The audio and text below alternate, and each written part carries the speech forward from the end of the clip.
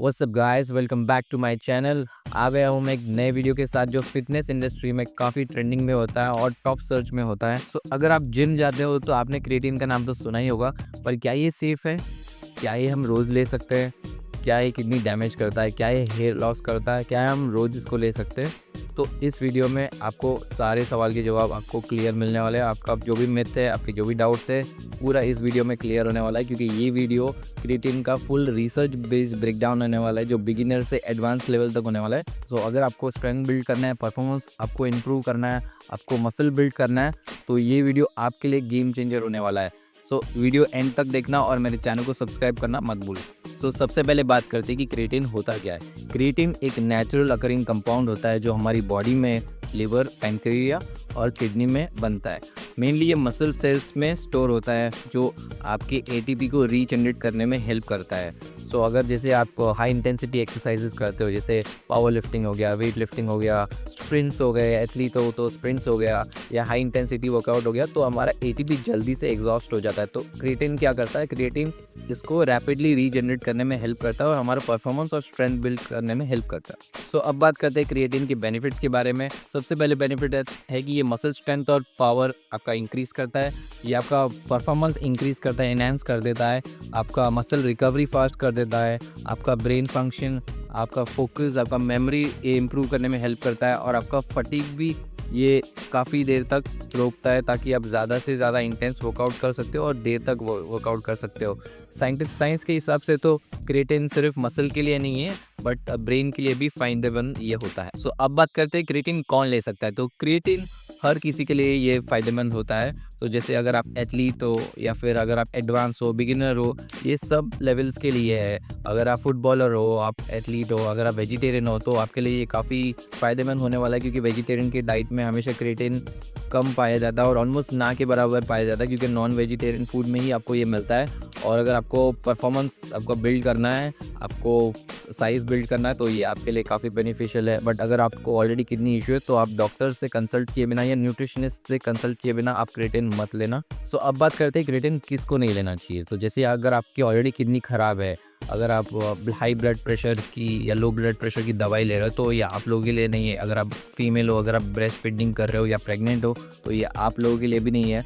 But फिर भी अगर आप इसको परफॉर्मेंस एनहांस करने के लिए लेना चाहते हो, तो डॉक्टर की पहले एक एडवाइस लेना, उसके बाद ही इसको यूज़ करना। बिना एडवाइस के, बिना किसी की सुने इसको यूज़ मत करना। अगर आपको ये कंडीशंस है, अगर आपको किडनी इशू है, आपका ब्लड प्रेशर इशू है, अगर आप हार्ट कंडीशन के लिए कोई भी मेडिसिन ले रहे हो, प्रेग्नेंट हो, तो ये डॉक्टर की सलाह के बिना मत ले। तो अब बात करते हैं कि इसके डोसेजेस क्या है। तो डोसेज काफ़ी सिंपल है, मतलब ये बेसिक रूल है कि आपको 3 से 5 ग्राम क्रिएटिन लेना है। जो अगर आप एडवांस हो या फिर बिगिनर हो, तो अगर आप बिगिनर हो तो आप 3 ग्राम से स्टार्ट कर सकते हो और धीरे धीरे आप इसको 5 ग्राम तक कर सकते हो। अगर आप एडवांस हो तो आप 5 से 10 ग्राम आप दिन में 2 बार ले सकते हो। अगर आप एडवांस हो तो, अगर बिगिनर्स हो तो 1 time 5 gram is fine.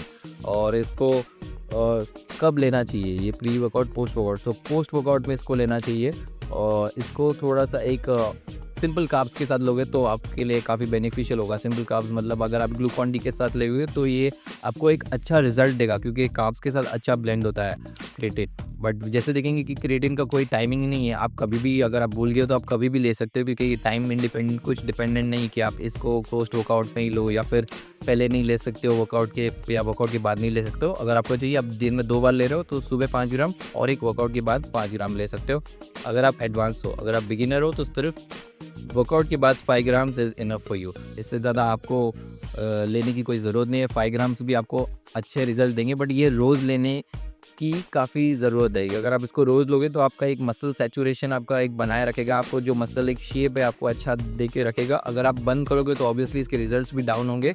But इसके साथ आप पानी भी ज़्यादा पियो, क्योंकि ये आपकी बॉडी में वाटर होल्ड करता है। तो वाटर होल्ड तब करेगा जब आप पानी पियोगे। अगर आपको मसल साइज़ बढ़ाना है तो ये वाटर होल्ड करता है मसल सेल्स के अंदर। तो इसके लिए आप ज़्यादा से ज़्यादा पानी पियो, आपकी किडनी के लिए भी अच्छा रहेगा और आपको एक अच्छे रिजल्ट्स भी ये प्रोवाइड करेगा। सो अब बात कर लेते हैं इसके साइड इफ़ेक्ट्स के बारे में। तो साइंस के हिसाब से क्रिएटिन एक मोस्ट सेफ सप्लीमेंट है, जिसके कोई साइड इफ़ेक्ट अभी तक प्रूफ नहीं हुए हैं। जैसे ये लिवर और किडनी को भी डैमेज नहीं करता है, ये इसका कोई अभी तक प्रूफ नहीं है, कोई भी रिसर्च में ये इसका कोई प्रूफ नहीं है, क्योंकि ये most safest and most research supplement है। सो बट अगर आप जैसे इनिशियल डेज़ में आप स्टार्ट कर रहे हो क्रिएटिन, तो आपको थोड़ा डिस्कम्फर्ट हो सकता है, थोड़ा ब्लोटिंग हो सकता है। ये तब होता है जब आपका हाइड्रेशन प्रॉपर होता नहीं है और आपकी डोसेज अगर आप ऊपर नीचे लोगे, ज़्यादा लोगे, तो आपको ब्लोटिंग का थोड़ा एक इशू हो सकता है। बट अगर आप इसको प्रॉपर्ली हाइड्रेट अपनी बॉडी रखोगे, जैसे मैंने बोला कि 3 से 4 लीटर आप पानी पीते हो, तो आपको एक अच्छा ये रिजल्ट देगा और आपको कोई डिस्कम्फर्ट भी नहीं होगा। बट इनिशियल डेज़ में ऑब्वियसली थोड़े स्टमक क्रैम्प्स हो सकता है और थोड़ा-सा स्टमक एक अपसेट डिस्कम्फर्ट हो सकता है, बट वो टाइम के साथ जैसे आप 1 हफ्ता लोगे तो वो भी एक सॉल्व हो जाता है। बट जैसे ही अगर आप सिर्फ डोसेज और हाइड्रेशन ये 2 चीज़ का आप ध्यान रखोगे, तो आपको इसमें हाइड्रेशन इसका कोई आपको साइड इफ़ेक्ट की आपको टेंशन लेने की ज़रूरत नहीं है, क्योंकि ये बहुत ही सेफ़ है। आप इसको ले सकते हो। अगर आप हेल्दी हो तो आपके लिए ये परफेक्ट है। आपको कोई इसके बारे में सोचने की ज़रूरत नहीं है कि इसके साइड इफ़ेक्ट है या कुछ है, कुछ नहीं है। अगर आपकी किडनी हेल्दी है, आप खुद एक फिट हो, खुद हेल्दी हो, तो क्रिएटिन आपके लिए सबसे बेस्ट ऑप्शन होने वाला है और आपके बेस्ट रिजल्ट आपको देने वाला है। सो हमारा नेक्स्ट पॉइंट है कि क्या ये किडनी को डैमेज करता है। तो ये सबसे बड़ा एक मिथ है और लोगों ने सिर्फ एक वीडियोस में व्यूज़ लाने के लिए सिर्फ एक मिथ फैला दिया कि क्रिएटिन से किडनी ख़राब होता है। बट ये बहुत ही सेफ़ है आपके लिए और इससे कोई आपकी किडनी पे नेगेटिव इफ़ेक्ट नहीं होता है। बट जैसे मैंने आपको बोला कि आपको ऑलरेडी किडनी इशू है, तो फिर आप इसको अवॉइड करना। क्रिएटिन फिर आपके लिए नहीं है। आप डॉक्टर की सलाह लेने के बाद ही इसको आप ले सकते हैं, या फिर आपकी किडनी का ट्रीटमेंट चल रहा है, आपका वो किडनी इशू बेटर हो रहा है, उसके बाद ही आप इसको ऐड करो। तो नेक्स्ट पॉइंट है कि क्या है क्रिएटिन हमें रोज़ लेना चाहिए। तो क्रिएटिन आप रोज़ ले सकते हो, बट जैसे अगर आप क्रिएटिन रोज़ लेना बंद कर देते हो कोई भी रीज़न से, इसके लिए कोई साइकिल की ज़रूरत नहीं है। बहुत सारे लोग बोलते हैं कि हमें इसको 3 महीना लेना चाहिए, फिर 2 महीने का गैप लेना चाहिए, 1 महीने का गैप लेना चाहिए, ऐसा इसका कोई ज़रूरत नहीं है।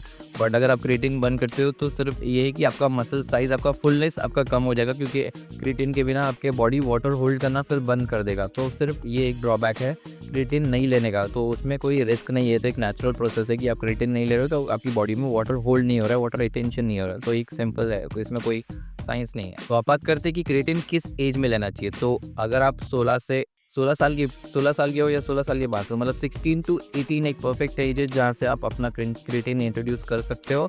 सिर्फ आपको ये ध्यान रखना है कि आपका डाइट और आपका वेट ट्रेनिंग, आपका वर्कआउट प्रॉपर होना चाहिए।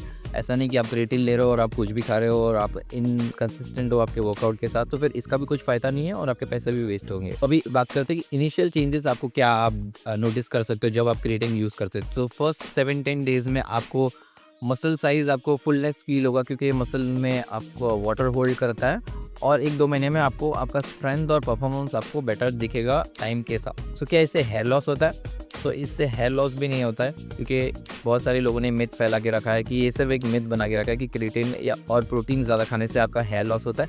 ऐसा कुछ नहीं है। इनफैक्ट ये आपका पूरा ओवरऑल हेल्थ बेटर रहता है। जैसे मैंने आपको बोला कि ब्रेन के लिए भी अच्छा है।